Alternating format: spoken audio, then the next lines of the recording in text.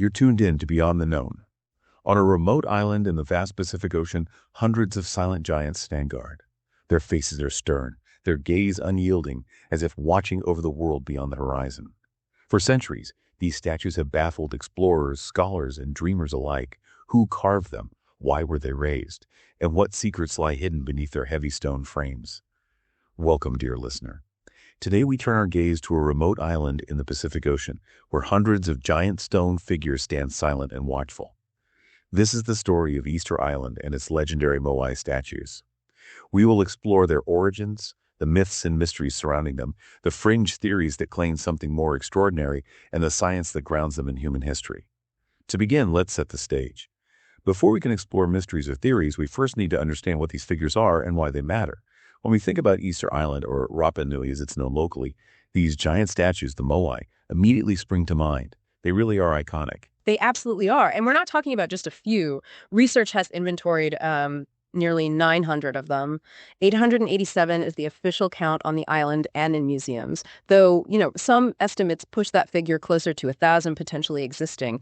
It's a staggering number for such a remote place. Almost 1,000 giant statues. That alone speaks volumes about the people who made them.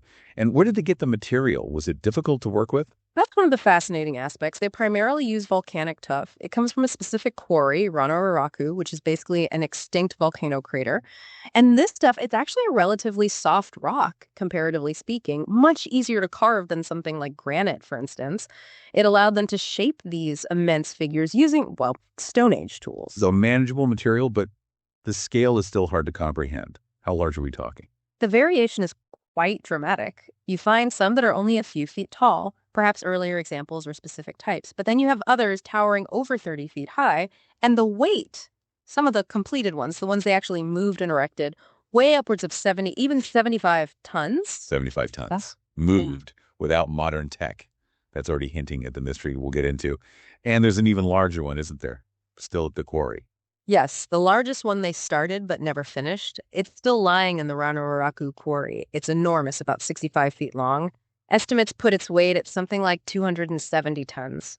It really shows the sheer ambition, maybe even overreach, towards the end of the statue building period. Incredible ambition. Now, you often see pictures, and it looks like they're just giant heads sticking out of the ground. Is that accurate? That's a very common image, but it's mostly due to the passage of time. Over centuries, soil erosion and accumulation have buried many Moai up to their necks, or even their shoulders. But excavations have clearly shown they aren't just heads. Most have full torsos, often ending around the top of the thighs.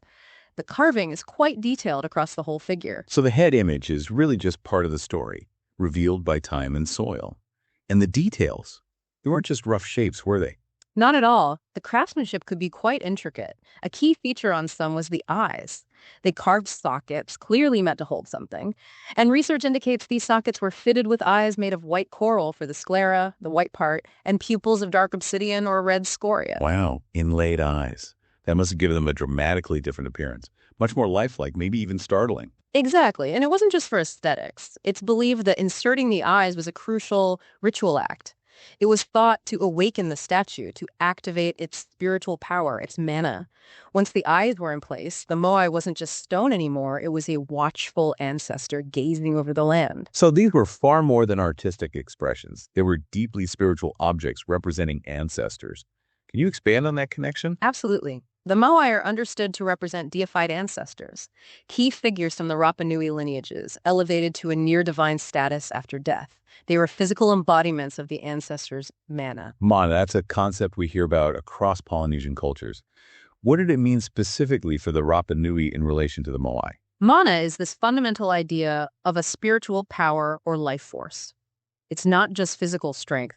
It's an efficacy, an authority, a presence that can influence events. It could reside in people, objects, places. It could be gained, it could be lost. For the Rapa Nui, it was deeply connected to lineage and status. Certain families, certain individuals, chiefs, priests, skilled carvers were seen as having greater mana. It was something partly inherited, but also earned through skill and accomplishment.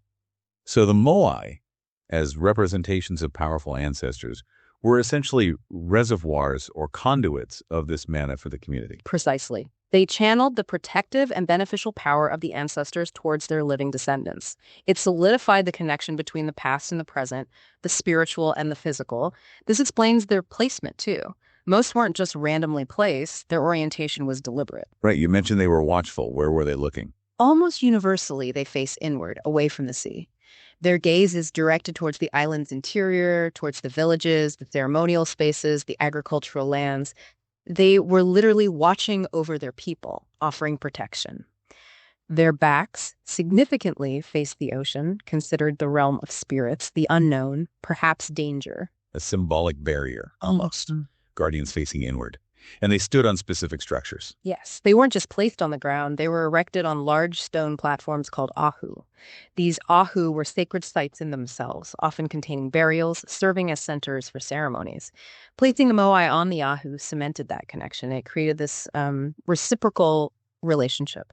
The ancestors, embodied in the moai, provided for the living things like good harvests, health, fortune, and in return, the living performed rituals, made offerings, maintained the ahu and the statues, honoring the dead and ensuring the continued flow of mana.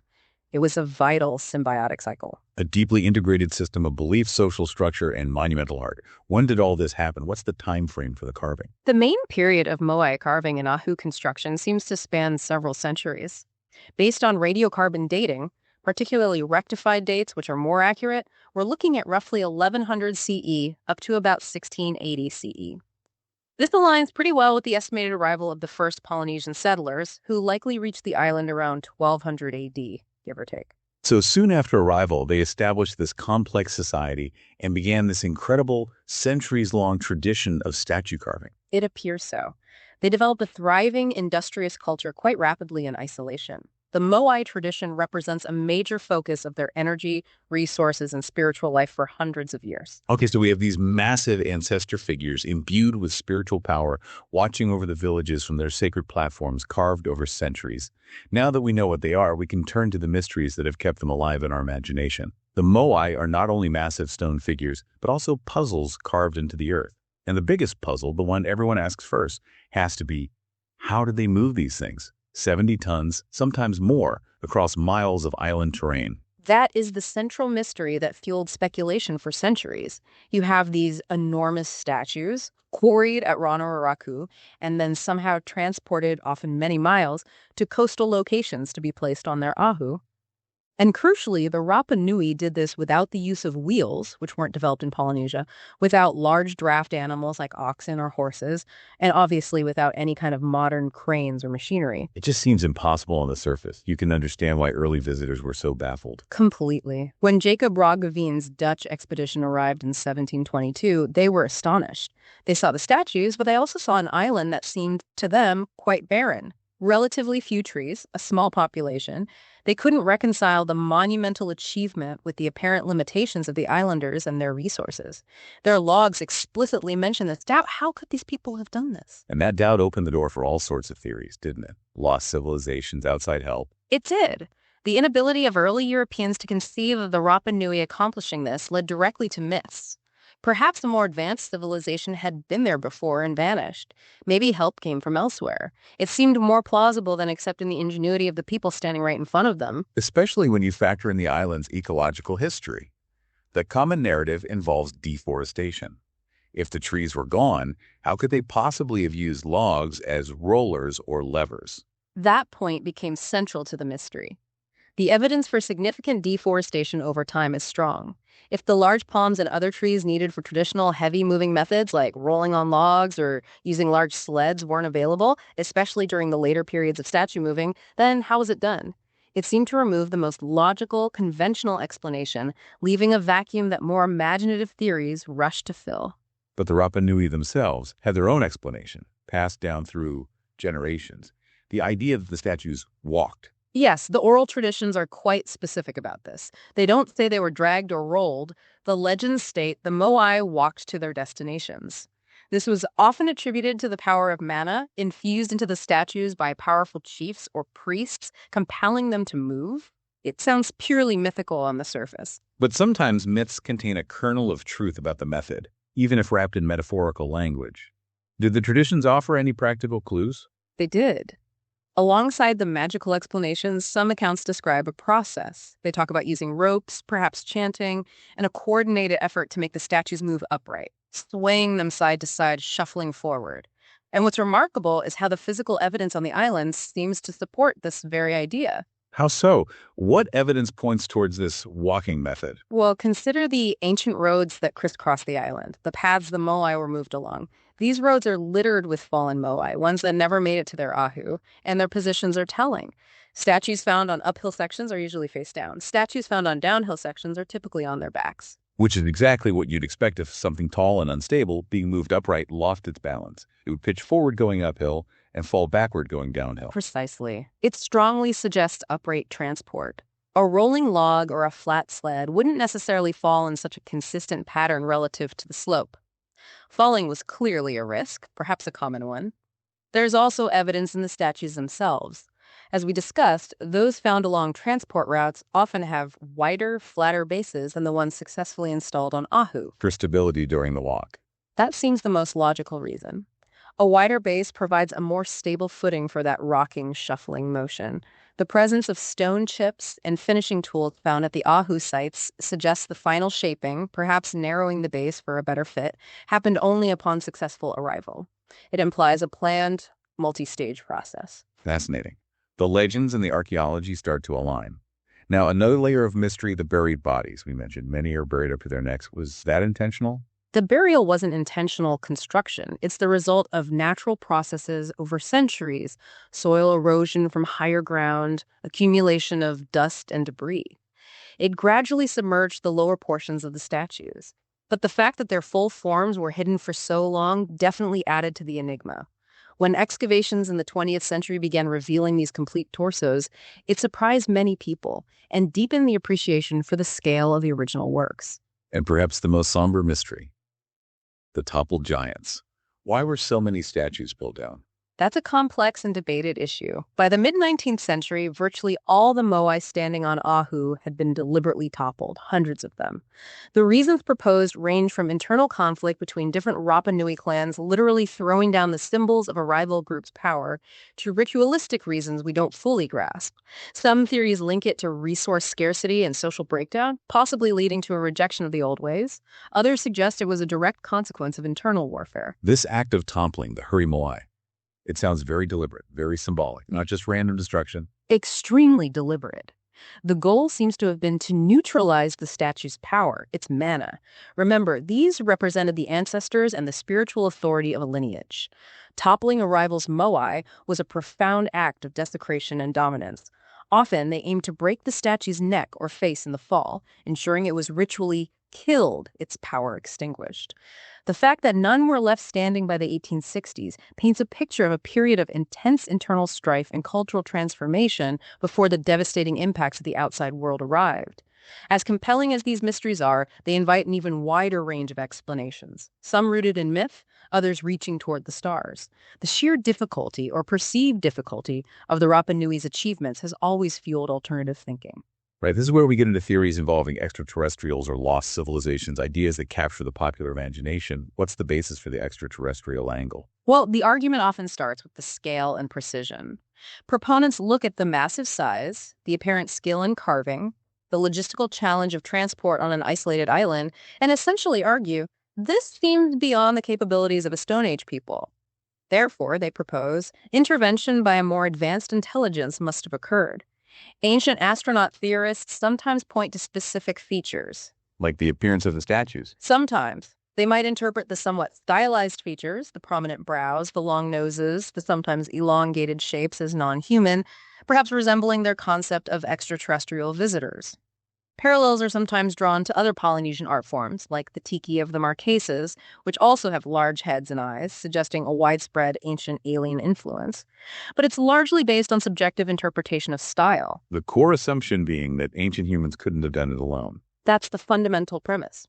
It often dismisses or downplays indigenous ingenuity and capability, requiring vastly superior beings with unknown technologies, like levitation, to explain how the Moai were moved. These theories often project modern ideas onto the past, sometimes portraying these alleged ETIs as almost godlike figures guiding early human development. Beyond aliens, there are theories connecting Easter Island to lost continents, right? Like Atlantis or Lemuria. Yes, that's another major thread in alternative history. Easter Island's extreme isolation in the vast Pacific makes it a prime candidate for being a remnant of a larger sunken landmass. Theories about Lemuria or Mu place this hypothetical continent in the Pacific. Easter Island, with its unique statues, is seen by some as one of its last surviving mountain peaks. The Moai, in this view, aren't products of the Rapa Nui culture we know, but relics from this far older, advanced global civilization that possessed knowledge and technologies now lost to us. So the Moai becomes evidence for a completely different version of deep human history. Exactly. They're interpreted as proof of a lost golden age, a time when humanity, or a branch of it, was far more advanced than conventional history accepts. It taps into a desire for a more mysterious and grandiose past. And how does the concept of mana fit into these alternative theories? Is it reinterpreted? It often is. Instead of a purely spiritual force tied to lineage and belief, some alternative researchers interpret mana as a literal energy, perhaps a form of psychic power or even a forgotten technology. They might suggest that this mana energy was harnessed by the ancients, maybe the Lemurians or those guided by ETs, to levitate the stones or make carving easier. It becomes a pseudo-scientific mechanism to explain the seemingly impossible. So mana as lost tech. What about connections to the stars? Are there claims of astronomical alignments? Yes, that's another common claim. Some researchers propose that the placement of the Moai and their Ahu platforms isn't just about facing villages, but also aligns with solstices, equinoxes, or specific stars. This is used to argue that the Rapa Nui, or their alleged predecessors, had sophisticated astronomical knowledge, perhaps part of a global megalithic system. The idea is that sites like Easter Island, Stonehenge, the pyramids were all nodes in an interconnected network, built by people sharing advanced celestial knowledge or technology. The perceived difficulty of the construction is again presented as evidence for this lost wisdom. It paints a picture of a very different ancient world. These theories often challenge the mainstream archaeological view head-on. They do. They fundamentally question the capabilities of the known Rapa Nui people and propose external or forgotten influences as necessary explanations. They highlight the genuine challenges carving, transport as proof that conventional explanations are inadequate. And this ties into the debate about the island's ecological fate too, doesn't it? The ecocide idea has been challenged. Yes, the widely popularized narrative that the Rapa Nui destroyed their own environment through deforestation for statue moving and overpopulation, leading to societal collapse before Europeans arrived, has been significantly questioned by recent research. While deforestation certainly happened, newer evidence suggests the society adapted with things like rock gardening, and that the major population crash occurred after European contact due to disease and slave raiding. This challenges the simple ecocide parable and suggests greater resilience. Alternative views sometimes seize on this debate, arguing that if the collapse wasn't purely self-inflicted, it lends more weight to the idea that external factors, perhaps even related to their lost knowledge, were involved. Though the primary challenge comes from archaeology itself, suggesting adaptation, not collapse. It's a complex picture, with mainstream science offering increasingly nuanced views, while alternative theories provide grander, often more dramatic narratives. That's a good way to put it. The mysteries invite explanation, and different frameworks lead to vastly different conclusions about the past. We've explored the extraordinary. But if you're familiar with our episodes, you know this is the part where the grounded explanations in science also have a voice. So let's revisit that central mystery, moving the Moai. How does the scientific explanation hold up against the legends? It holds up remarkably well, and in fact, it validates the core idea within the Rapa Nui legends: the statues walked. Archaeological research, combined with really ingenious experimental archaeology, has provided a very plausible mechanism. It relies entirely on human labor, ropes, and clever physics. No lost tech, no outside help needed. So how does the walking process actually work in these experiments and reconstructions? The most successful experiments involve attaching ropes high up on the statue, around the head or shoulders. Teams of people pull rhythmically on the ropes, rocking the statue side to side. As it rocks onto one edge of its base, another rope, perhaps pulled from behind, nudges it forward slightly. Then it rocks onto the other edge and gets nudged again. It's a slow, shuffling gait, literally rocking and walking the statue forward. Like a giant refrigerator being shuffled across a floor. That's actually a pretty good analogy, yes. It requires coordination, rhythm. Maybe the chanting mentioned in legends played a role in keeping the teams synchronized, but it's mechanically sound. And the physical evidence we talked about earlier, the fallen statues, the base shapes, supports this method. It aligns perfectly. The way the statues fell on the roads, the wider bases on transport statues for stability, the forward leans sometimes seen on quarry statues to help with the center of gravity during transport, it all fixed the walking model far better than rolling or dragging. Even the fractures found on the bases of some fallen statues are consistent with the stress points created by this rocking motion. The evidence points strongly towards the Rapa Nui figuring out this ingenious, labor-intensive, but effective technique. Okay, so the transport mystery seems solvable through human ingenuity. What about the carving itself? Was the volcanic tuff really that easy to work with? Easy is relative. It still required immense effort. But yes, the volcanic tuff from Rano Raraku is considerably softer than many other stones. Think something like sandstone or limestone in terms of workability, maybe even softer when freshly quarried. The Rapa Nui used hard basalt adzes called turkey, found elsewhere on the island, to chip away and shape the tuff. They also used sharp pieces of obsidian, volcanic glass for finer work and scraping. Thousands of these stone tools have been found in and around the quarry, showing the scale of the work. It was feasible with their toolkit, just incredibly labor-intensive. And the recent discoveries within the quarry itself, they shed more light on the process. Yes, excavations have revealed more about how organized the quarry was. They found not just discarded statues, but also features carved into the bedrock, like deep pits. These weren't just random holes. They seemed designed to hold statues upright, perhaps during the final stages of carving the back, or maybe while waiting for a transport crew. It contradicts older ideas of just propping them up on temporary mounds of earth. It shows more sophistication in the production line, so to speak. A sophisticated, organized human endeavor. So if the how is becoming clearer, let's solidify the why. Ancestral worship was the core purpose. Unquestionably. That remains the consensus among archaeologists and anthropologists. The Moai were focal points for connecting with powerful ancestors, ensuring their benevolent influence and reinforcing the social and political structure of the clans. They embodied lineage, history, spiritual power, and the claim of a particular group to their land and resources. Early Rapa Nui society, a chiefdom similar to others in Polynesia, revolved around these kinship groups and their connection to the ancestors represented by the Moai. Which brings us back to the environmental story.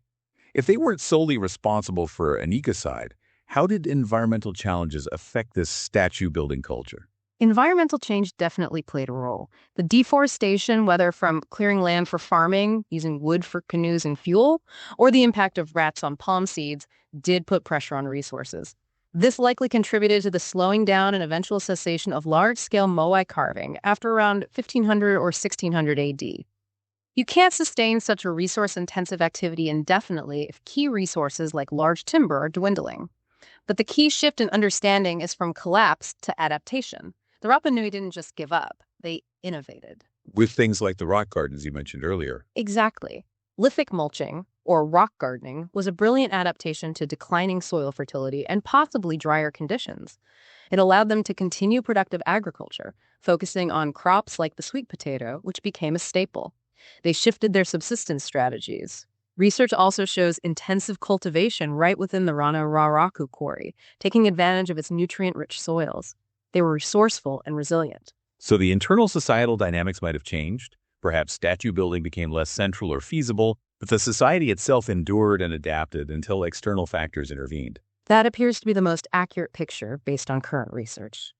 The Rapa Nui society underwent changes, possibly including periods of conflict related to resource stress, which might explain the statue toppling. But the truly devastating blow, the near-extinction event, came from the outside. European diseases wiping out vast numbers, and the horrific slave raids in the 1860s that removed a huge portion of the remaining population and cultural knowledge. It wasn't a simple case of self-destruction, but rather a complex story of adaptation followed by catastrophic external impacts. The resilience of the Rapa Nui culture before that point is actually quite remarkable. So with science as our anchor, where does that leave the mystery? Even with answers, the Moai remain more than stone. They are a reminder of the human will to create, to honor, and to connect with forces greater than ourselves. Whether viewed as ancestors, guardians, or enigmas, they speak across centuries with a voice we can feel but not fully hear. Absolutely. The Moai stand as this powerful testament to what the Rapa Nui achieved. Their ability to organize labor on such a scale, their engineering innovations like the walking technique, their deep spiritual commitments, all within one of the most isolated places on Earth. It's Truly extraordinary. And that blend, you see, the practical engineering interwoven with profound belief in mana and ancestral power, it really highlights a worldview where the physical and the metaphysical were inseparable. That's a key part of their legacy. And even knowing how they likely did it. Seeing those statues, knowing their scale and their remote setting, it doesn't diminish the wonder, does it? If anything, understanding the human ingenuity involved perhaps deepens the awe. I think it does. It shifts the awe from how could they possibly to wow, look what they figured out. It emphasizes human potential and the deep-seated drive to create meaning, to leave a mark, to connect with our heritage and the sacred landscape. The Moai invite us to consider not just the Rapa Nui, but ourselves too. Our relationship with the past, with ancestors, with the landscapes we inhabit. They certainly do.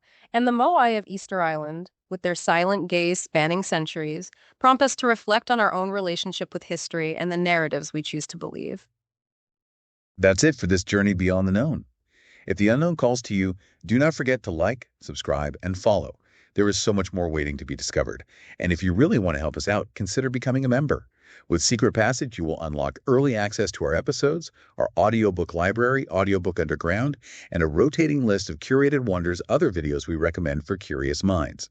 For those who want it all, Vault Access gives you everything, plus a board seat where you can request topics for us to explore in future episodes. Your support keeps the adventure alive.